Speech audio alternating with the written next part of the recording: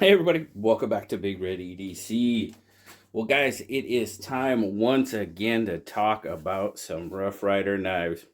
You guys know I love these Rough Riders. They're a terrific way to get into, actually not only traditional knives, but they do have some fairly decent, more modern style flippers as well. As a matter of fact, we're going to take a look at one today. So, we got the modern style flipper here. We're going to take a look at one out of the Easy Money series and also one out of the Tiger Stripe series. And you could see probably in the thumbnail, yeah, we're definitely going to talk about one of my most recent favorites here. But let's start with this one. This is the RR2193. Now, this is one of their more modern style flipper knives. And, it's not half bad. Now, we're talking about a knife that costs $15, guys. Okay? So we're looking at G10 on the construction. You're looking at a 440A stainless steel blade. So pretty much the same they use on all their other blades. Ooh, we got some oil there. 2193, all made in China. The G10, now, I tell you what, with these handles, guys, you can tell it's not rough, but it's not as finished as you would expect, a knife from more money. Is it bad? No, it's not overly bad at all. It's just, the best way to say it is it kind of feels like a $15 knife. You know what I mean? Stainless steel pocket clip, good retention on it. G10's got terrific grip. Feels pretty darn good in hand. It is a liner lock. We're locking up at, oops, sorry about that. I'd say we're locking up at maybe 25, 30%. We'll take a look. Yeah, did you see that action? It's not too bad. Centering, I think we're off to the show side just a tad. Just a tad off to the show side. But to be perfectly honest with you, that detent's dialed in pretty well. It actually lets go and fires right open. The action, it is running on bearings. As you can tell, it's nice and smooth. Got a pretty darn good action. Lockup. There's no lock rock. There's no wiggle. Guys, that's a pretty darn good $15 knife, I gotta say. It feels, like I said, it feels good in hand. I'm not gonna tell you anything different. Got a little bit of a ramp there with some jimping. Actually, locks your thumb in pretty well. Access to the liner lock. Your liner does stand a little bit proud, so it's not bad. Not bad at all. The flipper tab, it maybe could use a little bit of refining, but there again, $15 knife, so some of those things you would expect not to find on a $40, $50 knife, you might see here. But a little knife like this, guys, this is a great, it's one of those good tackle box, tool box. You know what? And I'll be perfectly honest with you, I would carry this knife just as an EDC. Obviously, okay, 440A steel. Yeah, it's not going to stay sharp for a really long time. You're probably going to want to have like a pocket sharpener, or a pocket hone on you, just so you can touch up that blade. But this is not a bad little knife at all. The pocket clip, I can feel it a little bit, but it's not too bad. Now, and when I was talking about, I don't want to give you the wrong impression. Could it be chamfered and cleaned up a little bit better? Yes. Is it bad? No, not really. Like right here. Okay, this is a good, like right here. See how these, you do have, there is a little bit of chamfering there from the looks of it. Try to get you a close-up look.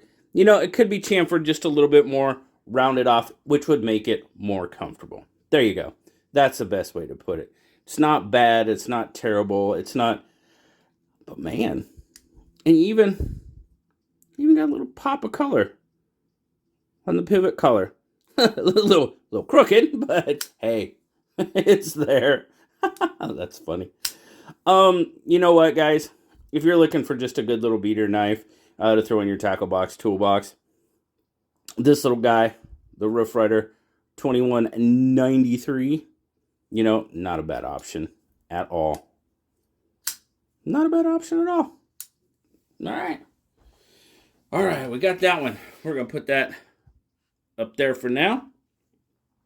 Now, one of these, I just got one of these in this month's, or actually October's, I should say, by the time you guys see this, October's care package. This is one out of the Easy Money series.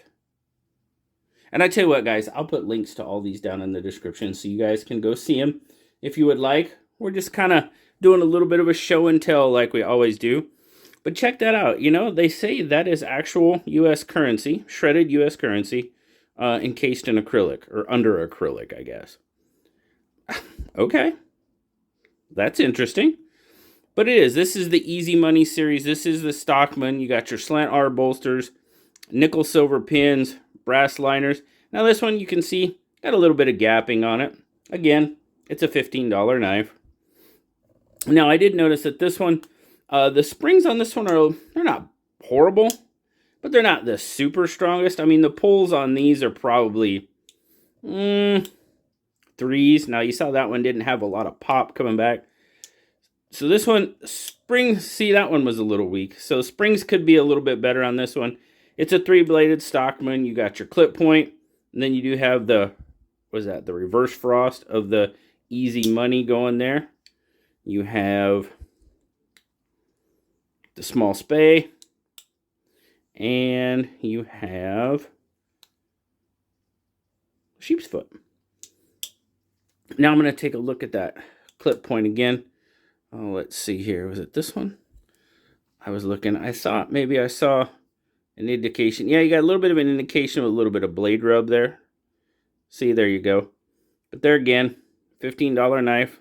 Sometimes that's going to happen on these ones. 440A razor sharp steel, made in China. This one is the RR 1886.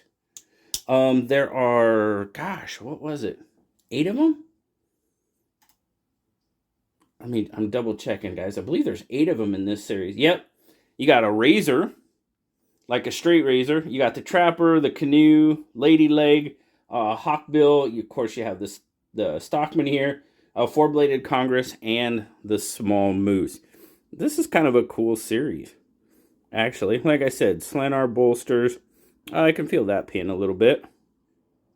But, yep, you do have a little bit of gapping on this. I'm not going to refer to my case knife, but it probably still looks better than that does after warranty. But anyway, yeah, the butt hurt is still strong on that. But anyway, it's kind of a cool series.